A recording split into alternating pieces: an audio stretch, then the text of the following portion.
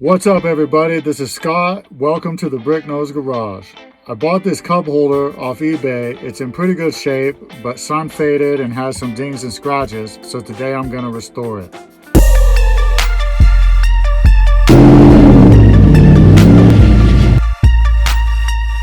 Here's the list of materials that I used. I'm going to put links to everything in the description.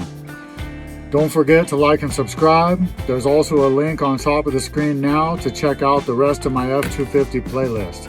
If you have any questions, please let me know in the comments. Enjoy the video. Let's do it.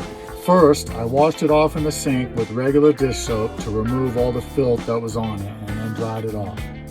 Then I sanded it lightly with 150 grit sandpaper. After that, blew it off with compressed air and wiped it down thoroughly with acetone. It's important for everything to be clean before spraying the primer.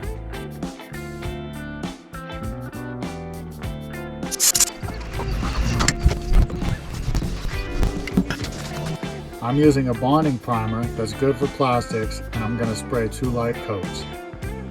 After the primer and sanding, I can still see the dings and scratches, so I'm going to fill them with body filler. I use a razor blade to apply it, and I'm careful not to apply too much. Once it dries, sand it smooth with the 150 grit sandpaper and try not to sand through the primer. Then blow it off again.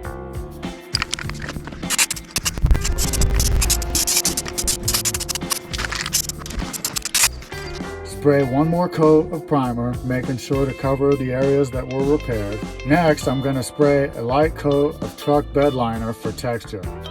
This helps projects like this turn out a lot better for me because I'm not a great painter and I like the way that it looks. The bed liner has to dry for 24 hours.